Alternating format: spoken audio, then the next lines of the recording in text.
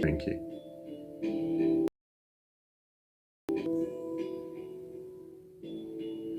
Alright. I don't know if the music's actually even playing properly on your guys' side or not, or if that's too loud, too soft, hard to tell. Well, that's louder. There we go.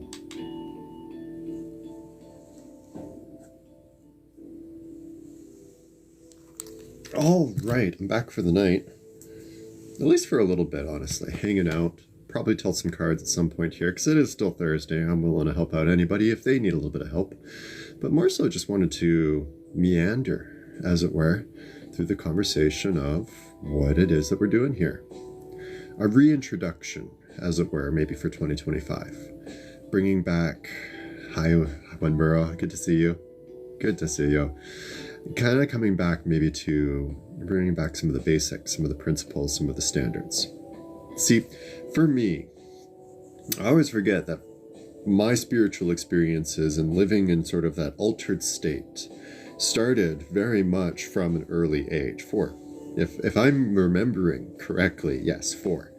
And so altered state experience is a term that I use to basically touch on anything that you're having that changes your perspective from the physical intuition or physical connection or physical inputs and puts it instead into another form of device.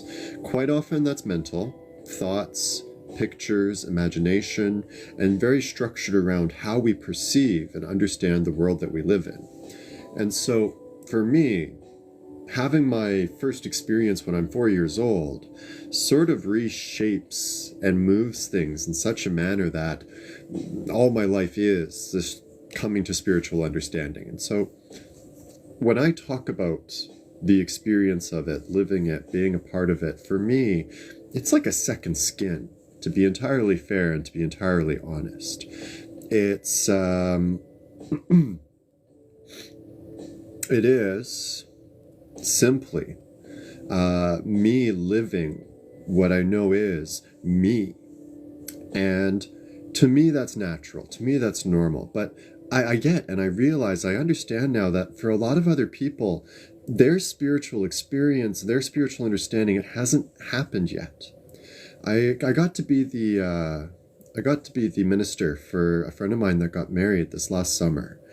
And I was chatting with to me, it's important that you talk to both partners and you know both partners well, especially if you're going to unify them in matrimony. And so I made a point of sitting down with her to-be husband and asking him, how did you come to be? How do you come to be aware of yourself? Where did your self-awareness come in? And we discussed sort of his first experiences about it and how it kind of affected his ability to see himself, yes, as a physical human being in the here and now world, but also as a being, a thought, a construct and concept and things of that form as well. Mr. Ziz here asking about fasting. Fasting is actually somewhat tied to this because when you're fasting, you're taking something that your body typically expects and excluding it. Sometimes it's food, sometimes it's water. Some people do substance fasting, especially if they want to play with their tolerances. And so it becomes a matter of controlling your body, having a mind that can observe and control the body that's underneath it. And so fasting, I think, is a brilliant thing to do every now and again so that you can understand what it is that your body is feeling, experiencing, and becoming something of a greater form for yourself, coming into a balance of yourself. Beautiful thing with fasting. It's kind of a form of meditation, really, if you want to play down with it properly. Another comment, I wasn't just a story, I was the storm that changed everything. Manifestation of the personal will, realizing that you are the agent of change in your own life and the transformation of yourself. But until you are self-aware, are you actually being that storm that provides the change in your own existence?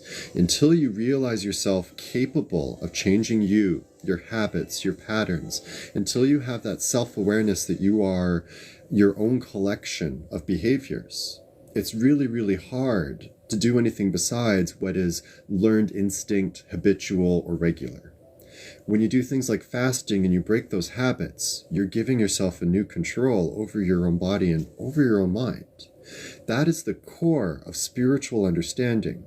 You as the observer in control of the physical experience. Now, there's lots of ups, downs, and middle roads that you can take with this. Some people, when they're discussing their spirituality, their terminology is so flowery that it just turns some people off. I get it. Others are a lot more ominous, I would say. They turn it into a holy war, spiritual war, some idea of angels and demons working against each other. And it's quite frightening in that tone as well, too. But this is just a personal interpretation of your larger universe. This is how you are coming to understand your experience with your universe. When we see it as absolutes, like reading the Bible as though every word is verbatim truth, you lose the real context and the real information in between the lines. You cannot take anything in spirituality literally, which is a terrifying thought when you're trying to help people understand themselves. But the point is, they have to understand themselves. They don't have to understand what you know about you. You have to understand what you know about yourself. And breaking that barrier between a person having to be a wholly profane perfection allows us to see them no longer as divine things to follow, but simply humans learning their own way and fallible and fake in all of their over-preaching of themselves. You want to avoid falling into a cult? Remember that whoever's at the head of the cult thinks themselves better than everybody else. But they're not going to escape the grave. They're not going to live forever. They too will eventually suffer from the mortal condition. And that's just their way of understanding themselves. They think they are the supreme because they are the supreme over themselves. But they can't spread that supremeness over top of you. Nobody can force awareness upon another person. It just doesn't play out well. It doesn't work out well. Why am I breaking fast when I'm scared? I want to continue. There's some details on this that I don't know.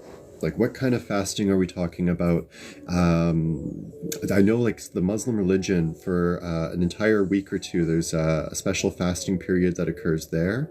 But I thought there were stipulations where it's fasting during the daylight hours and feeding yourself well at night to recognize the extremes of the two sides, as it were. So I feel like there's some context on this fasting that I'm not quite following yet. Let's talk about this more. Tell me whatever you can about it. 7-day water fasting. Oh, wow. 7-day water. Okay, you are still eating at the same time though, right? Because you like... Is this the water sign in me coming out? Quite potentially, because at the end of the day, I think that water is one of those things that you shouldn't deny the body, if possible. I have seen this done under some shamanic approaches, where you're trying to kind of flow a connection around yourself with your water fasting, and recognizing, you know, the universal connectivity of water between all people, right? But that's with a shaman's guidance, and they're literally guiding you through the whole process. It's not you doing it solo, right? Why are you choosing 7 days for water? And hello again. Thanks for coming on back. We were going to do that dual reading thing, but my buddy and I are going to actually take a couple days, and so I'm just sitting here doing what I do, spinning nonsense, and seeing what we can get people thinking about for spirituality. Discussing a little bit of my own journey, but also taking some time to kind of explain that it really is tied to that wonderful concept of self-awareness. And when do you become self-aware? When do you start to see yourself, understand yourself, and understand that you have a control over yourself, right? And on that topic, that's where we'd last left off. You can't force people into self-awareness, and you can't demand that they become higher and more aware and more fuller with themselves and in control of themselves. It's kind of in that vein of you can lead a horse to water, but you can't force it to drink. Same dynamic goes on when you're trying to get somebody to be more aware of themselves. Because at the core of it, most of us are habitually trained to believe that we have to do it alone. So when somebody else says, you don't have to do it alone, but you may want to step out of yourself to look at it differently, it conflicts. Well, what do you mean I step out of myself? I'm already alone enough. I'm already on my own. I'm already by myself. And there's a loss of communication and conversation that's happening there. See, the person's not telling you to stop being you. They are, really, if we want to get to the technicals, but that's not what they're trying to phrase right there and then. What they're trying to say is, do you see yourself? Do you recognize yourself? Do you know yourself? And most of us really, when it comes down to that question of knowing ourselves, well, I'm so-and-so, I work here, these are my parents, these are my sports, and these are all good things, but what are your values, your virtues? What are the core beliefs that you structure the life that you have on? Because that life's only so long, and you want to make sure that that time is well spent. So how are you designed so that your time is perfectly set up for you? How are you setting yourself up for that success? And it's there that people start thinking about the important things. Things like legacy, children. Business owners and operators love the understanding that if they do their business right, it becomes a long-lasting legacy for hundreds of years after themselves. Making the most out of this life. I hear that one a lot. Collecting experiences. Collecting events and occurrences. I know a lot of festival people, that's one of the biggest reasons why they go out to the festivals every year, because they get to collect new moments of encounters shared with other people. That's powerful. And to be able to focus your life entirely around shaping that beautiful story, that's amazing, because that's really serving that person's heart. Some people, it's focused in compassion. Some people, it's focused in nurturing of others or caretaking to others. Their focus isn't about what they're going to get out of the experience of life, but about how their life is going to affect others. I think every person should try to aspire to become that thing, because when you can make your life about leaving behind a good legacy, not for yourself, but for the entire collective, that's a beautiful thing. But most people will kind of argue and differ on how you get that collective goodness. Sometimes we think that it's got to be about certain figures or certain authorities, and I don't even want to step into that battleground today. My focus is, how do you collect smiles? How do you collect joy from yourself and others? How do you collect peace? And when you can think about those things and how they relate to you, when you can think about what they mean to you as an individual, not as a person going through the experiences, but the observer watching you and wanting these things for you. It works very closely into the ideas of manifestation, of creating a story for yourself out of your thought process. It also allows you to see yourself as temporary. And it's a sad realization, but it's important if we really want to actually come to the best version of ourselves. Because if we're always trying to be better in a small way, we'll never really accept ourselves as a completed thing. I feel like I fell off of a course there. Let me try that one again. If we see ourselves as only one static being that can always exist, then maybe we'll overthink ourselves to think that we'll always have the opportunity to do it again, try again, change it, and go another way. We'll always think we have that chance to do something else. When you realize that you're only so long-lived, you want to get the thing that's important done now. And those things that can't be finished, you then have to find another way to satisfy them. You want a stronger community. You do more of your volunteer work. You want a better health. You go to the gym, work with a dietitian. You want a deeper understanding of who you are and why you are. You deal with your priest or you deal with your spiritualist, and that's where I come into play. My focus in my entire procession has never been about forcing, like I love my perspective of reality, but I never want to force my perspective onto anybody else. Because my perspective demands an acceptance that I don't think most people, most living beings, aren't ready for. What I do want, though, is for every human being to have that chance to explore their perspective. And whether that be a religion, or a secret practice like Wicca, or an ancient practice, something like the ancient Egyptian approach or the Viking approach, as long as it helps you to better understand you and your relation to the universe that you live in, then I'm comfortable with it. You can't spook me. I've tried them all. I guarantee you I've tried them all. And my whole want was just to be able to find the similarities between each and every single one of them. It works great when you're trying to explain to a Christian that their Christian concepts are very easily translated into Wiccan. Witches are a little bit more accepting of it. The church people just aren't. It gets even worse when you start explaining to a church person how Satanism is highly, highly connected and similar in some concepts to their Christianity. It throws their head for a loop, because the idea that something that they see as dark could have the same positive desires as what they see as light, it absolutely blows the mind. But it's out there. You just have to find where you are comfortable with that exploration, where you feel okay allowing yourself to explore your reality in that weird sort of way. That's what I'm here for. That's what I lean with. That's what I try to teach in all of my practices. There's 3 ways that I try to do it most. One is divination.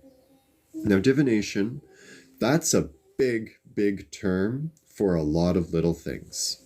For example, divination could be seen as the capacity and ability to work in an understanding of the bigger universe.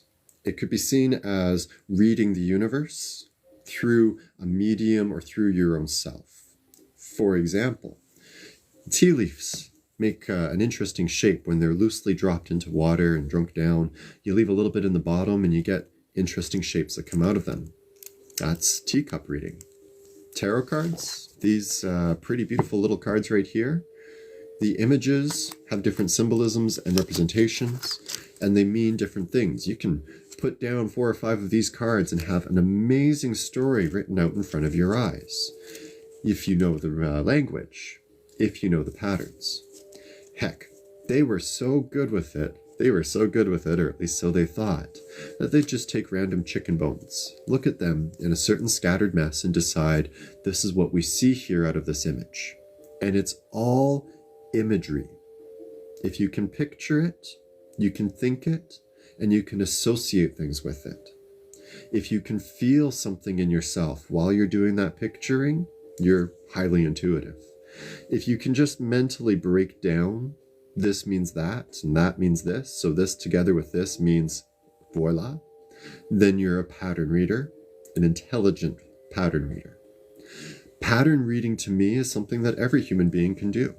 It's a way to kind of read your own behavior, your own path. It's a way to recognize yourself as a combination of your habits and a combination of your behaviors. It's a way to find yourself in that little sort of way. And so that's why I love doing the tarot for people, because it allows me to find a language that they speak fluently and start allowing them to explore more of their spiritual languages to discover who they are on that path. My best thing is when someone graduates away from me. When you have been with me long enough that you can do it now for yourself, perfect. Because then my knowledge is no longer stuck with me. I've passed it on to the next person. The next person can then use it to help themselves or help others. And then they can pass it on again and again and again. My spiritual quest, my hope from my spiritual living is that I want to save the world. That is what I am aiming to do. I want to try and save the world. I won't. I will fail. I will fall completely short of this goal, and there is nothing I can do to stop that. However, after my time, whatever I do will affect the next world, the next people, the children of my friends and of my stepchildren, the children of others, meeting those people that I've connected with. My words and my knowledge and my read the pattern of yourself could spread. And through that spreading, I could be empowering thousands. Maybe in 10 or 20 or 50 years after my death, there might be thousands. Maybe 100 years after my death, there might be 10,000s. I don't know. But I know that if I can teach people to read their own pattern, if I can help people to feel and find themselves, then they will get better. They will improve, they will be stronger, because they won't be lost to themselves anymore. They won't be forgotten to themselves anymore. They won't be alone. And that's what I've stepped into. I do this, one, because It's what I feel right from my perspective of spirituality. And I do it because I really don't want much of anything else from this world. There's nothing that I'm really craving and holding on to here. And so for me, what do you do when you feel like you got a free pass like that? Do you gorge yourself and make a big dent in what's happening in the world? Or do you spread yourself as thin as you can and see how much you can fill up? I like the second option. And so here I am. Divination, reading tarot, understanding the patterns and the flows and everything else along with it. This, to me, is one of the best ways to open that gate. But then it's got to go further. And so I also teach. I teach astrology. I teach tarot. I teach oracle. I teach basics of spirituality and spiritual concepts. I'll give you a good briefer on other religions and other focuses and paths. I'll sit there and talk philosophy with you for hours if you want. Buy me a coffee and you've got my attention. Because at the core of it, I just want you to learn. I just want you to grow. I just want you to have more knowledge. And so that's the other half of what I do. Teach and improve directly. Hi again, Robin. I did see the message. I just haven't had a chance to write a thoughtful reply, but I will be getting a reply out to you a little bit later on. Are you okay with me talking a little bit about things? Because she was nice enough to join me earlier on for the Tarot Thursday card show, which I do have my cards here, obviously, so there might be more of those going on. Hello, Claudia. So if you do want to stick around, there might be a chance of a card reading later on. But yeah, there's just something you mentioned in the message that you sent to me that I really want to address properly and make sure that you understand that if your object of focus is a fixation, then you will never believe that it'll be anything but that. And I don't want to play with hope. I don't want to break hope. I don't want to damage hope. But he's also, they've got to make a choice, right? A choice has to be made. And so we'll talk a little bit more about it in details, because I do have a partially formulated thought for you, but I want to make sure I flesh it out properly. Thanks for popping back in, Robin. So, yeah, I do divination. I do tarot. I teach tarot. I teach astrology. But I do a third thing as well. I do direct energy services. Now, direct energy work. This was introduced to me when I was 13, somewhere in there. And the very basic principling that the teacher did for me was understand that your will is your energy, and your thoughts, your mind, your imagination is the tool of shaping that energy. If you think it, you are pushing it into reality. And so my core energy work starts from that principle. My will connects me to what is universe's energy, and my thought process and understanding of seeing things happen will create flow and energetic movement, either through ritual or through just a sheer force of my desire. There's some good and there's some bad and there's some ugly to this. Does it work 100% of the time? Well, depends who you ask. Have I helped people get past moments of emotional grief? Yes. Have I helped cleanse buildings, places, and locations? Yes. Have I done healing work? I've got a few clients that would tell you yes. I've got a few people that would say, no, I didn't do nothing. My first one was grade 6, though, taking a headache away from a buddy of mine. Before I even understood the concept of direct energy work, I'm already aware of energy itself and able to move it from person to person. Understanding then that I shouldn't be holding on to this energy and instead should be putting it into earth, putting it into sun, putting it into cosmos, put it anywhere but yourself, especially if it's painful energy. That took some time to figure that out. And unfortunately, I had to learn it alone. Alone and through the help of some other lonely wanderers. There was no school of this. There was no instituted organization that would kind of come around you and help you to understand it in a very broad general sense. You could join the Church of Satanism and they will teach you some of these concepts. You could join the Freemasons and get the same, really, honestly. But for general information, there's no access except in exclusive membership groups like that. And I don't know why it should be exclusive. If they're all saying the same damn thing, why should it be exclusive? Frankly, you're all saying the same damn thing. So let's do away with one church or one organization. Let's do away with this idea that one group has the answers better than another group, because you're all saying the same thing, just in your own language. If we can accept that and just get down to the core principles, then we can recognize that two people share an energy. Two people sharing an energy become a cycle and a flow. If one is poisoning their energy with negative thought, negative idea, negative construct, they are going to transfer that to the others as well too. So we have to guard our thoughts to a point.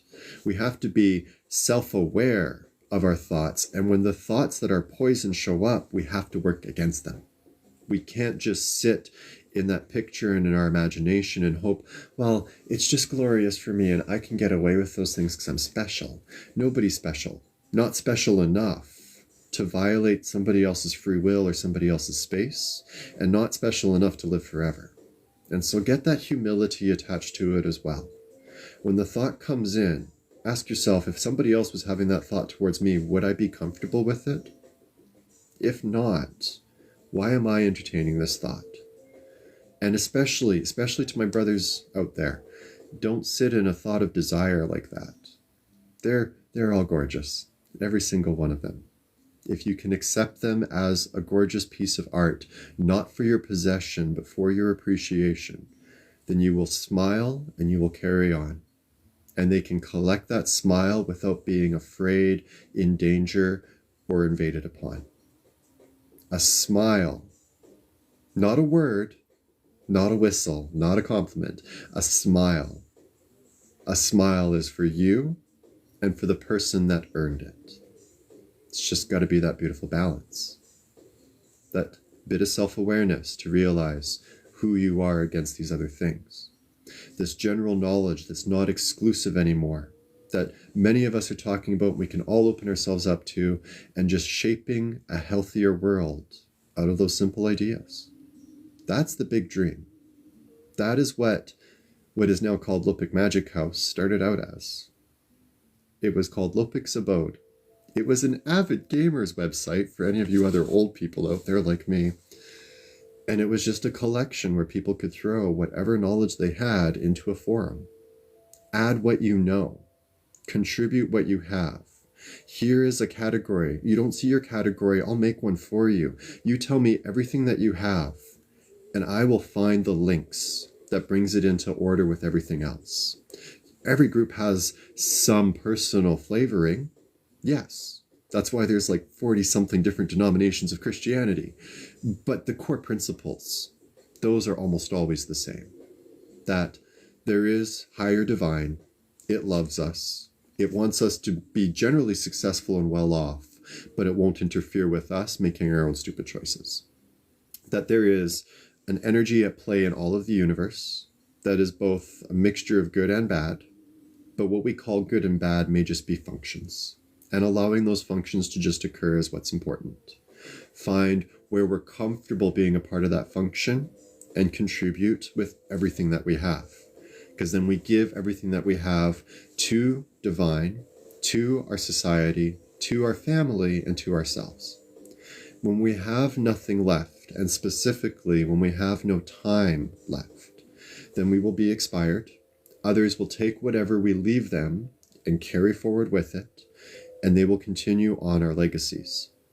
If we are of good, sound values, judgment, and character, those people that pick up our legacies will pick them up like a bright torch and run them forward. If we're instead greedy, selfish, and hoarding, it is quite likely that those that take of that will also be hoarding, greedy, and selfish, but they didn't accumulate it, so they'll just squander it all away. And that's the nature of things. Those that understand and appreciate what they are given will protect them better. If we give each other hope, love, and the possibility of a better world, the next generations will protect that, guarantee you, because they won't want to see what we've started fall apart.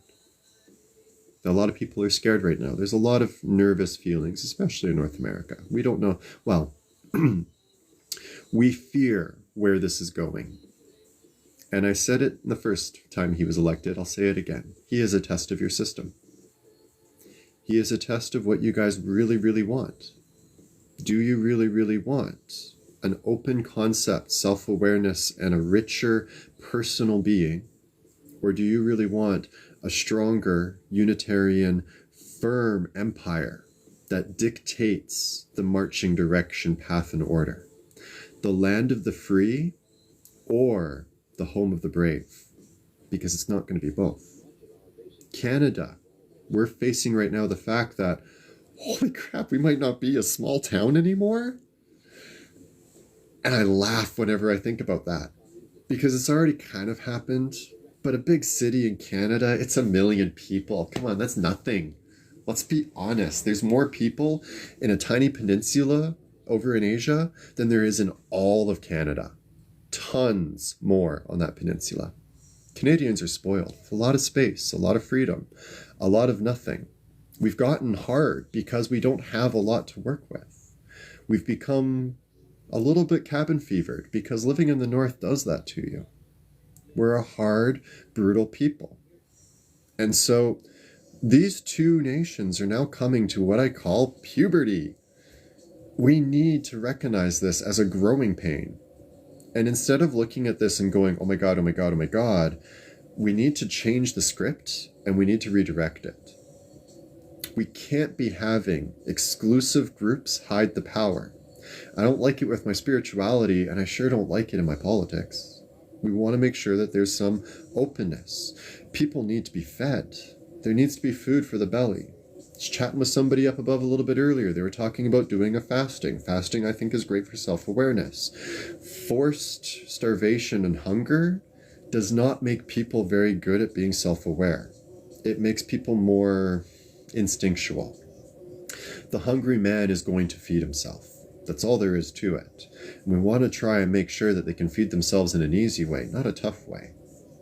It's this idea that everybody has to earn the right to live that I think overall needs to be junked, and instead replaced with this idea that if we're going to invite life to join us, we have to respect that life that's joining us.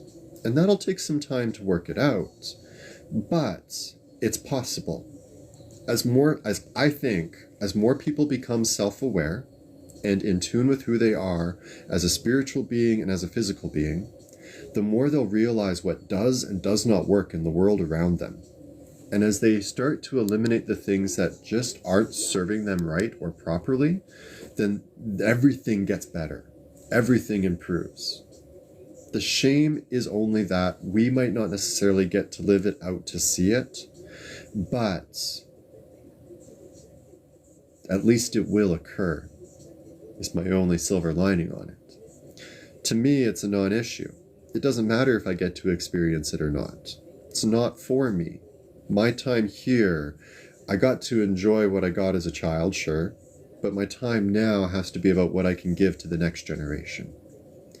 And as we learn with each generation to flip the script a little bit sooner, then the children get a better running start each time, and the world shapes out better. Period. I have absolute faith that this would be the best way. And to that end, here I am offering my spiritual services. I'll do tarot, I'll do T-Palm, I'll do crystal ball. I will read you and divine whatever information you want anytime you want. Book me a session, book me time. I'm happy to do that one. But I would rather teach you. And so what I need most from people right now is an understanding of what you want to be taught. Do you want just the basics of this is a magic spell and this is how you do it? Or do you want things that are far more esoteric, like understanding the written lineage of the religions coming out from Babylon and Syria, moving through the Middle East and eventually flowering into the Christianity, the Muslim faith and Hindu faith that are most predominant in the world now? Healings and cleanses, practicing abilities. And see, I'm open to that too. Absolutely open to that. So hit me up, shoot me the messages, give me the information, give me whatever details you want. I'm going to try and work some of these things into that duo show that's coming up this weekend. But the content over the next little bit, I'll do readings in the morning and teaching in the evening, if that's what people are looking for. If that is what will help empower you all and make you feel like you can take that plunge into self-awareness, I'll do that. Healing and cleanses. For yourself or for other people? And big differences between the two, so kind of key. Because I love the idea of training more people to cleanse spaces and cleanse environments, but I'm not gonna lie, you don't want to walk into every battleground with a sagebrush and have complete faith that that's going to be all right. There's definitely some environments where you have to go in with bigger guns for others and yourself. Love that. Okay. No, we should chat more then and discuss this more. And absolutely, we can work something out to this. I'm going to set up self-healing and self-cleansing as the next week's training. For every night next week, all week long, we're going to do different methods and practices for self-healing and self-care. Spiritual self-care week. That's what that one will be. And so evening times, probably in and around this time, we'll get that set up and we'll get that rolling. Monday through Friday. That way I can go through a lot of different methods that way, and maybe even take a look at a few religious practices and approaches as well too, for the people that are a little bit more, for people that prefer the more structured religious approach rather than the esoteric approach. Let's do that. Now, as far as you cleansing and healing other people, I'll teach you. I want to see how you take care of your own energy first a little bit. And that one's a little bit better done one-on-one, because your methods and your styles are going to be particular to you.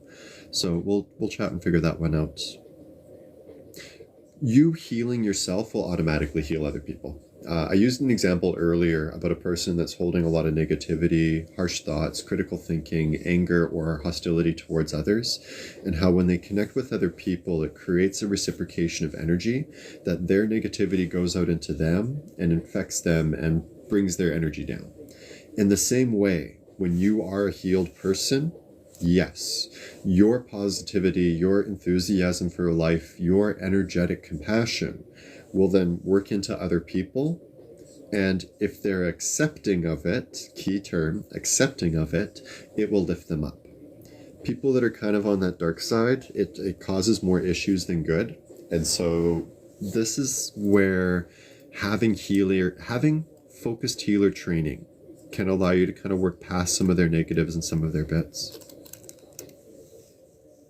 Morning meditation, monthly fasting, excellent choice. I do really appreciate variety in the religious texts as well. I think that's important.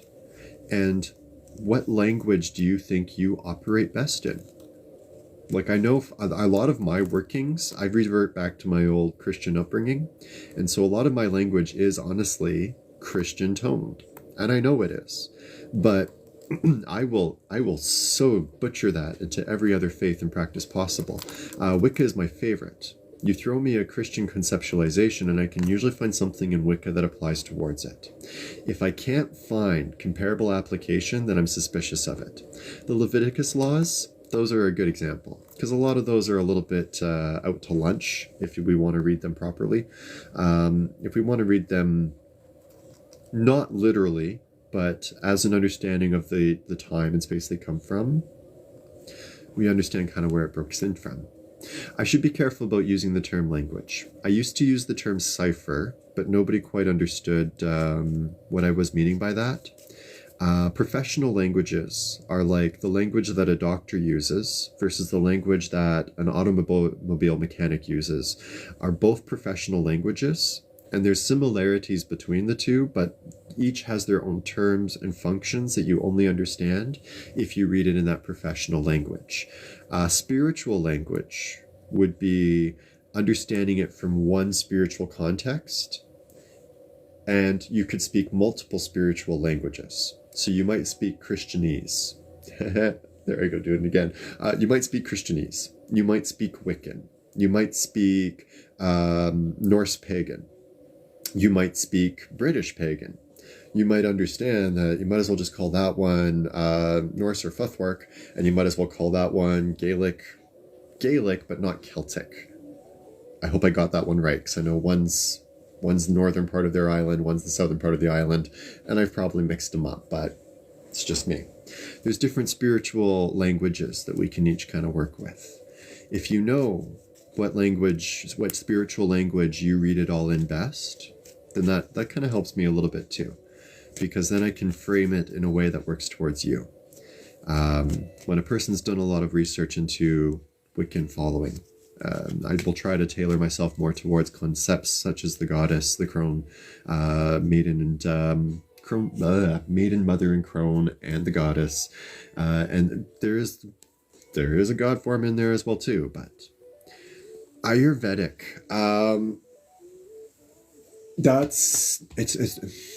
it's not. It is Indian region, but it's somewhere or something else that's tied into. Like an offshoot of Sanskrit, or is this something else that I'm thinking? Because the Vedic itself is usually a concept that shows up in Sanskrit Indian culture, and I'm not sure just from language that it's related or not, but that would be my first instinct. We'll have to dig into this one though. I might have to research this one more directly. I like a lot of the items that come out of the South Asian continent, though. Like, how do I want to phrase this? When you're dealing with like the original Babylon, Assyria, and that original development of our understanding of this, it spreads sort of in three main directions. One straight down towards India there, the other more towards the African continent and tying a little bit towards the northern Mediterranean, and then another upwards into Europe and into all these other bits up there. The things that went into Europe, I like on their own. I appreciate on their own.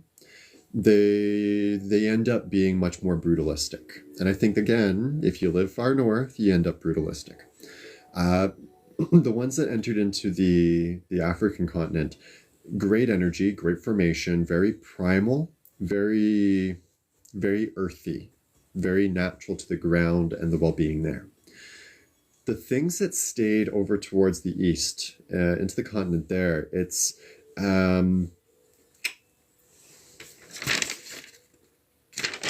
might have notes on that floating around actually right in front of me now that you mention it. Thought so. The items there centered more on understanding things not as you're the person and you're here against the universe, but more of you are a thread and we have to work you through this tapestry, and some of that working is going to really suck, but it's crucial for this big picture that you just can't see. You don't understand who you are because you can't see the bigger picture. And so if you sort of get out of yourself a little bit, remember that concept of self-awareness, if you can back away a little bit from being too hyper-aware of who you are, then maybe you can see the bigger tapestry and have that better understanding of why your life is going this way. Excellent function of system, because it makes a person, first off, I don't believe that you are a singular life. You are not this one life and then that's it, that's all. Unless you really want to be. I don't know why you would want to be, but you don't have to be. Hi, Ashley. Good to see you. You are a continuation of a process. My earliest iteration of it was that upon death, you are measured and evaluated for the quality of what your combination of energies did, and things that did not contribute well to the collective are cut off. Things that are contributing well are pushed in closer, and bit by bit, the concentrated concept that you represent is formed, a little bit at a time. And so each death is shaping you to the better form. In a lot of the, what comes out of the continent, part of Asia there, centers around this idea that you are going through these processes of improvement as well. You are shaping and changing, and what you did back here, it's now making you tied up here. And so you can still go back here and release this tension, but you might have to do it in an imaginative way, either by reconnecting with who you were back there and bringing it all into alignment, or shaping yourself on the front end so that it applies the pressure differently. This level of continuation of lives, I think, is wonderful because it recognizes you as a process part of the universe, part of reality. We are all the breath of God that spread out over the world from Christian context, and then we're drawn back into God when he sucks back in. And so it's just so well unified. You are integral to the very making of the reality that you're in. And that's core to me. Who you are matters. You can't give yourself up into this collective that demands uniformity. You have to stay an individual. Spark of one consciousness, a spark of immeasurable possibility.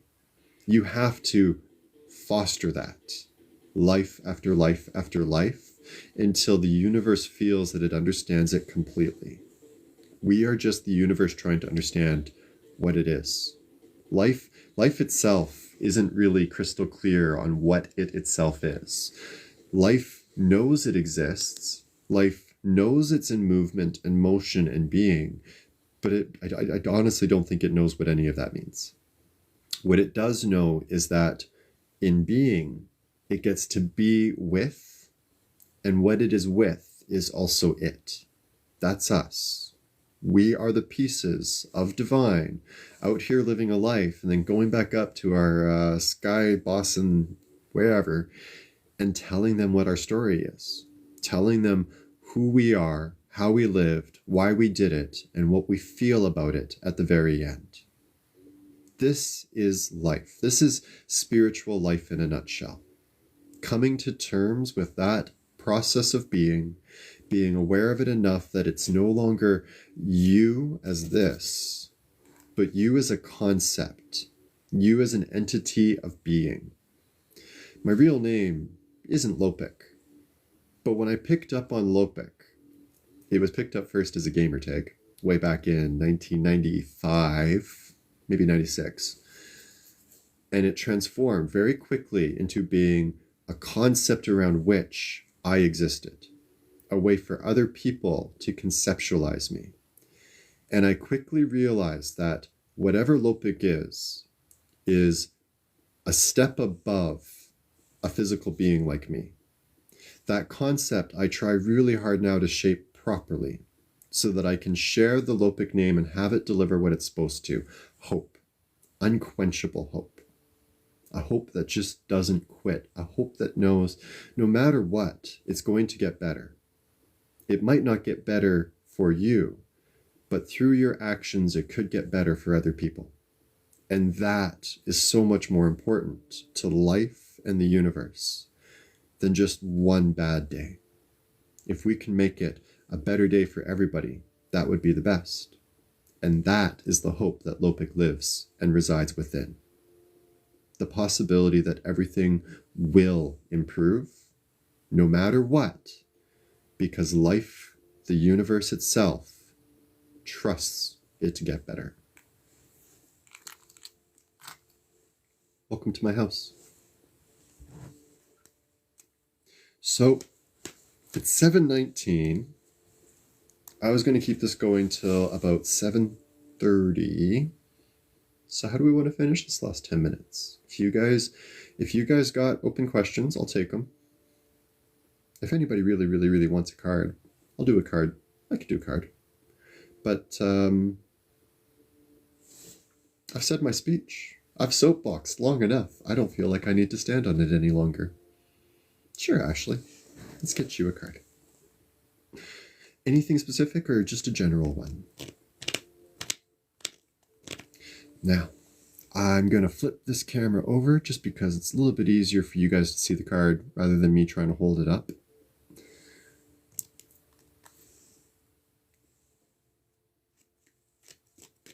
I have a YouTube. I'm just, I'm kind of lazy. I'm kind of lazy on productivity.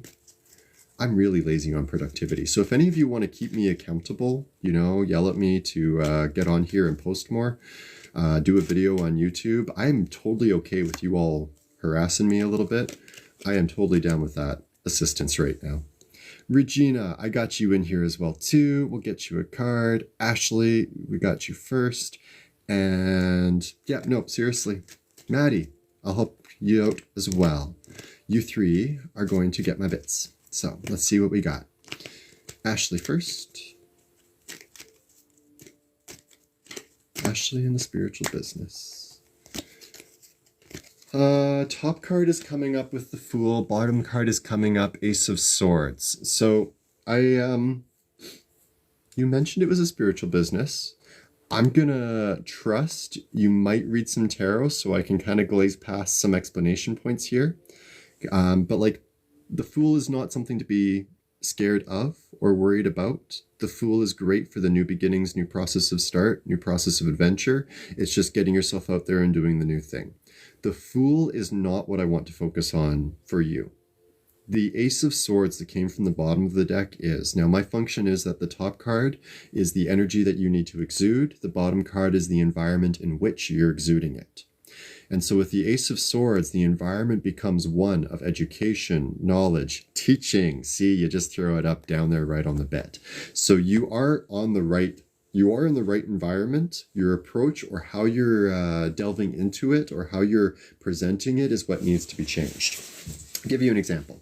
I used to work at a business here in town called the Russian Tea Room. It was a nice place to develop my skill to where it's at now, but as a place, it didn't personally fit me. And so between my own actions and behaviors, but the fact that the environment wasn't right, I ended up going out and doing it solo this way that I do now. And so you getting out there like that foundational development course, creating something that you can then present that's new and more personally designed by you. Finish it as well, I don't want to say as quickly as you can, don't rush it, but finish it as thoroughly and time efficiently as you can. If you sit with it for months and it takes too long, you're going to lose a really important window. Another thing with the Fool is that it needs action now. So the sooner you get on the adventure, the better you are. So getting deeper into that education, building an institution around it, making it so that it's now a collective gathering for that purpose is what might be needed to really make it hit home. You've got the process already on go. It is the right thing to do. Second, fully validate that you are doing the right thing with this course. But it cannot sit in development for too long. It has to move into deployment. So make sure that it gets there. I'm going to soft-heartedly say by the spring. If it's summer, it's too long. If it's spring, it feels just right. Love the direction, love the energy. If there's any way I can help and contribute a little bit more, let me know. But realistically, I think it's just the keeping the nose efficiently to the grindstone and getting the quality on paper as best as you can. Perfect. Once it's done in that month, you deploy it, you keep pushing it, you build a marketing around it. You do all the things right now even to start really pushing on the whole marketing approach and marketing development. Make sure it is fully set and ready. Maddie, is it your birthday? Happy birthday, Maddie. I don't have to sing, do I? I don't have to sing, do I? I appreciate you, Ashley. Thanks for popping on out, and I am so glad.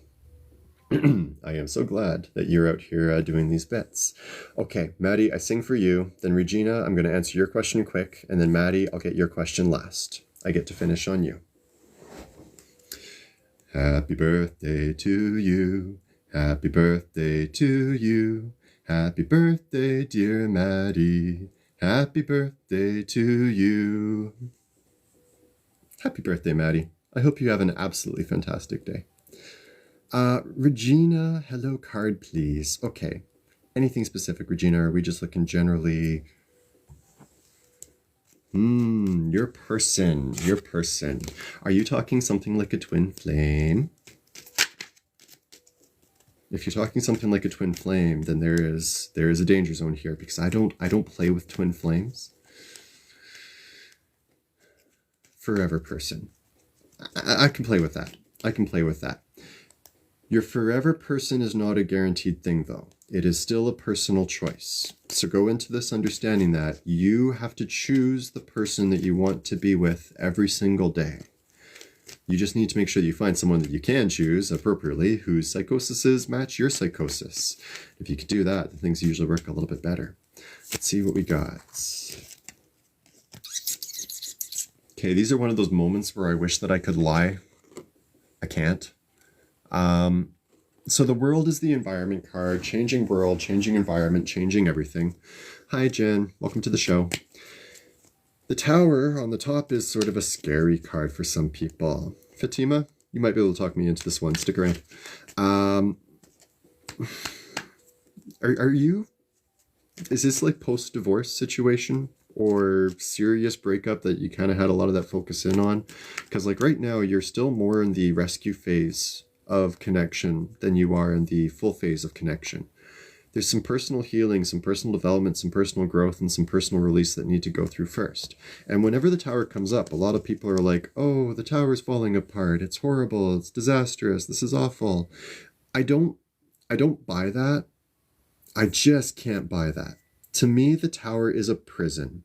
The Tower is a prison that you are trapped in, and you need to bust out, you need to break free, and you need to find yourself a better way and a better way. So for me, seeing the Tower crumbling, it is a moment of survival. For you to survive properly, you need to get that energy out of you. You can't keep going back to an on and off relationship. You gotta let the person go so that you can go and enjoy the life that you're supposed to be in. You can't constantly fall back into these old energies, these old habits, these old flows. You gotta allow yourself new opportunity. Now, sometimes that means doing the exact opposite of whatever you have been doing. And for some people, that can mean flying off the handle a little bit. I don't always want... Okay, you've let him go today. Have you still let him go 5 days from now? Is that going to be a permanent thing? Have you removed all the items out of the house? Have you blocked them? Have you given them a letter saying, I do not want any personal contact. I want you out forever? Have you honestly severed? Or have you just pushed him out again, and in a week or two, when things have changed, he's going to try and work back in? Blocked him, thrown out all his stuff, removed him completely? It really has to be a full, well-done appointment of elimination. And until that full elimination of all of his energy and all of his flow is gone, things don't change. You're still in the Tower, trapped by him. That's an excellent start. Anything that he gave you should be thrown away. Anything of his that you have should be put in a box and given away. It needs to be removed. And then you need to start building memories and experiences with other people. I used to call it being a pipe cleaner. Finding the guy that basically just helps you throw down a little bit and get a little bit of dust out of the cracks, so to speak. Someone that just gives you a moment of passion that you can settle in on, rather than being stuck on the old energy and the old flow. It's not for everybody, and if it's not for you, then take a vacation for 2 weeks somewhere that's really, really nice, somewhere that's going to help you find a little bit of a better flow. Physical. Sorry, mate. If you can get yourself that time, that energy, and that focus on yourself, I'm fairly sure you can get yourself the right partnership next, but you got to get rid of the old one. You got to get rid of the old one completely so that it's no longer stalking you down and forcing you back into a world that you don't want to be in. Does that make sense?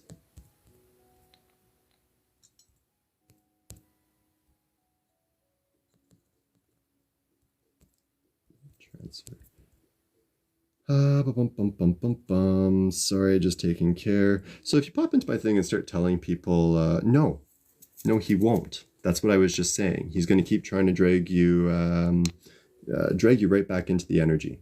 And so you have to be honestly true and confirmed to staying away from things. You can't keep going back. Maddie, still in here with me? because you had the third card on my list. Is there any specific question, specific concern, or anything? Better version.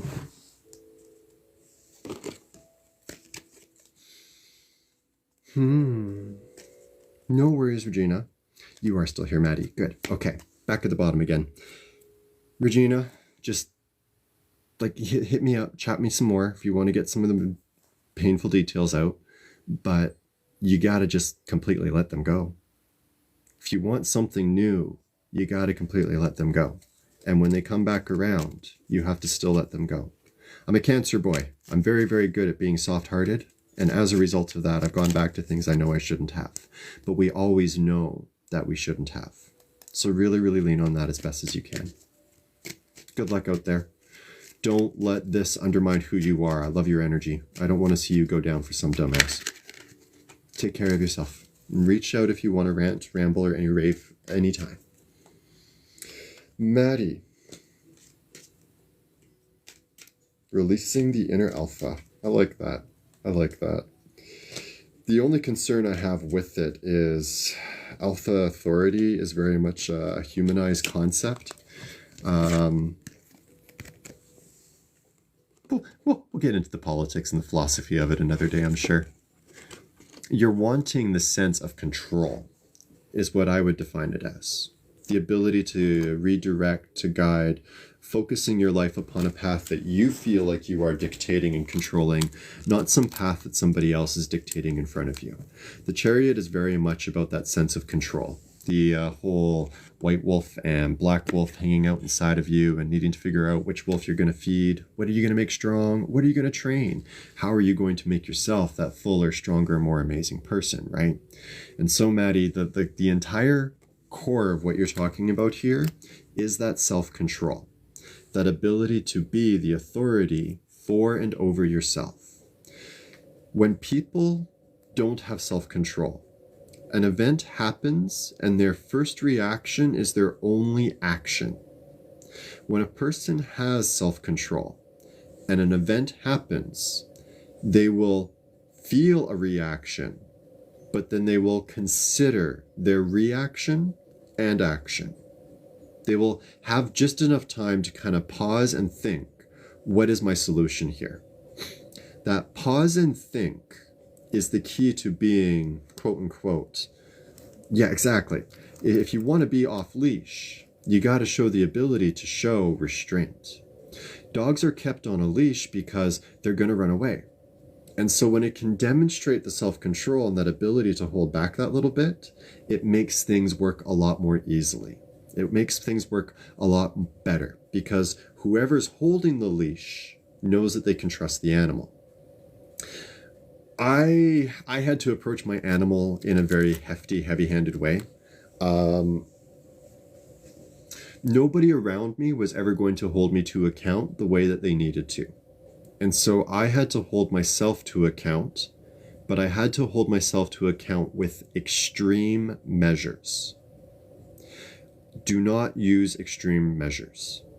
Do not physically or mentally punish or torture yourself for letting your animal run off leash. Instead, you got to find the harmonious relationship between conscious observer and subconscious animal. I think your inner animal is your subconsciousness. I think every person's inner animal is their subconscious. It is the primal part of the human being that you are that does not understand why something else has come into the body to take over. Consciousness, I think, is an invasion upon the physical body. And so the inner animal, the primal side, the subconsciousness, breaks it all down. Which one you most exhibit? Too playful to be feline. Not quite packish enough to be canine. But there are flavors of it. I would go more towards something either avian or reptilian, though. Something more in those veins. But that's just a general hunch. I haven't actually even seen your picture yet, so I'm just going off general hunches here. Predatory, both of them? Yes. You see something, you know that you want it, you feel like you should be able to go out and get it, but for whatever reason, you are blocked from going out and getting it. Absolutely. Yes. Because that element of self-control and being ahead of yourself has to be demonstrated. If you can get your focus on that working relationship, then you will be able to get things on a good grip and on a good control, and that is going to make the mad difference for you. But it's got to be through the root of self-control. If you're not applying self-control to the situation, you're not going to get off the leash. You're not going to get given more of that trust. I believe that. No, there is nothing wrong with being animalistic. What we just have to recognize is predators do not get to prey freely. They do not get to hunt whatever they choose to. There has to be restriction and restraint. We're not a species that hunts and hurts itself. At least we're not supposed to be. We are right now, but we're not supposed to be. Because at some point you hunt and hurt yourself into extinction. And so the people that are hunting and hurting themselves are actually kind of in trouble. Kind of in a bad way. Kind of unhealthy. And so it's recognizing yourself not as a hunter of the people, but a hunter of something else. If you can find that something else and either A, make it something that you can ask for, or B, make it something that is an intrusion. Hunting bacteria in people is a blessed thing. Hunting negative energy in and around a city is a blessed thing. Hunting litter in your local park is a wonderful and healthy thing. Might not seem very cool at the time, but man, do you have any idea how many needles I've fucking cleaned up? I'm sure there's a world record on that one. Pretty sure. And it becomes your own little story, your own little twisted creation of life that doesn't have to be at anybody's expense and can lead to your better empowerment and contribution. We're all rattled, but it's only when we start to want to actually hurt other people that we are a danger. I would believe that. I would believe that, unfortunately. And it will take some time to regain that control and regain that trust with yourself. But you're not a permanent fixture. You have the ability to gain that control over yourself and become something else through your own designs and through your own activities. And Maddie, I honestly think that you can pull that one off. I got full faith in you. Marilyn, thank you very much for the gifts there. Deeply appreciate. So, Maddie, self-control. Figure out how to work alongside your animal. Observer and animal working on the same team to pull towards the same goals. So originally I was only going to do 3. God bless, much bless, Bob bless. I call it Bob. Bob says hi. Bob bless. Marilyn, if you really want, I'll draw you one. The other 2 that we're trying to get in there was Sam. Yeah, it was Sam and Blue. If Sam and Blue are still in here, give me a wave. Otherwise, I'm going to finish off with Marilyn. If I get your consent, I'll draw you a card. But I gotta get consent first. I'm really, really kind of a stickler about consent.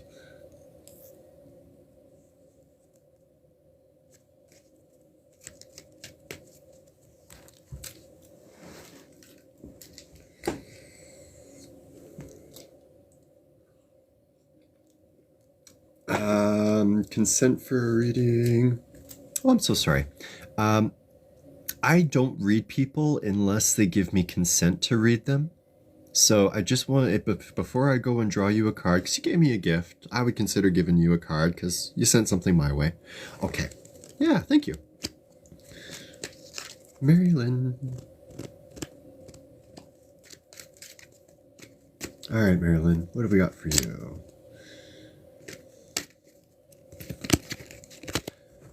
On the top end, we've got the Lovers. On the bottom end, we've got the Ace of Cups. Now, a lot of people, a lot of readers They get the Lover's card and it's immediately about, oh, special love, spiritual love, twin flame, blah, blah, blah. It's no. I don't play that game. And so, unfortunately, if that is the crave, that's not my approach. For me, the Lover's card is about choice. The choice between something that you know is good and healthy for you, something that is of love, and the choice for something that you know is intoxicating and indulgent, the choice of lust. When we recognize the power of choice to be the deciding factor for how our life is going to go, then the choices that we make now become the obvious power of our person over top. Okay, go on out, come back in, we'll start again. Let me know when you're back.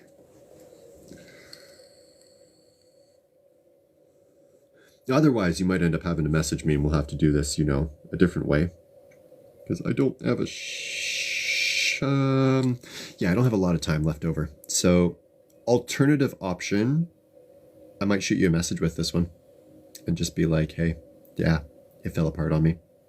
But if you want to try a quick out and back in, I'm okay to that. And if when you come back it's not working, then I'm just going to message this one to you.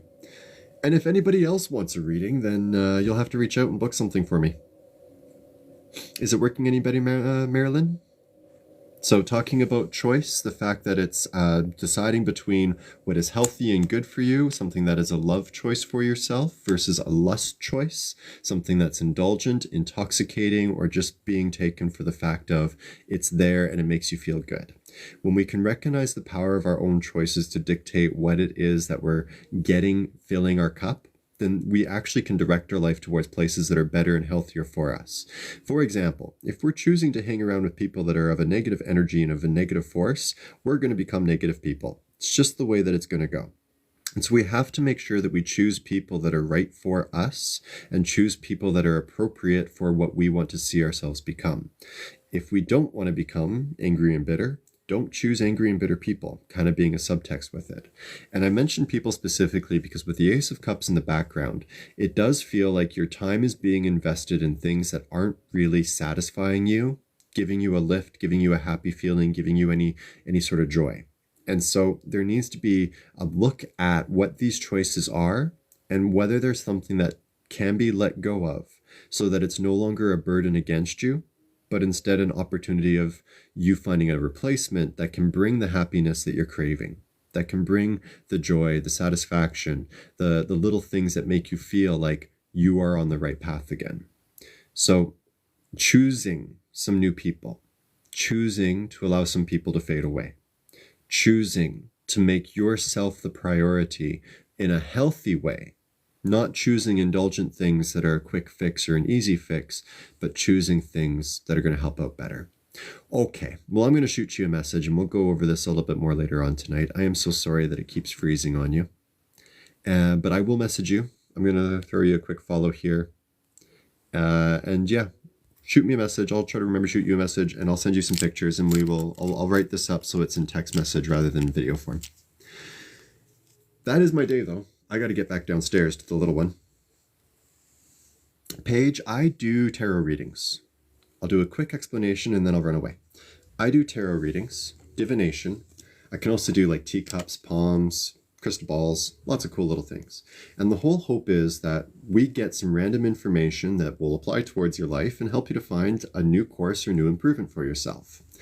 Explaining who I am is a little bit more robust, and that was an hour ago when I started this live show. But I'm going to throw it up on Facebook now. The Facebook page is Lopic Magic House. So if you want to get to know more about me, the beginning of this whole video was me explaining who I am and why I'm doing this. So go check it out on YouTube in about an hour. I'll try to get a link. I'll put a link up on my Facebook page, which is also Lopic Magic House. And I appreciate you all for coming on out and joining me for a little while, adding some chaos to the day and helping to see what's out there in the universe. I hope whatever you do with your Thursday night, that it's something that satisfies you, something that makes you feel fuller for your moment and generally well off. And if you can do that for yourself today, tonight, tomorrow, every day for the rest of your life, that will fill me with such happiness, because then I'll know that you're on the path to make your life great. Keep with that in your forefront mind. You want your life to be better. and you want it to be better for everybody else around you. Good luck. Take care, stay well, and whenever I see you again, we'll get into the deep stuff then.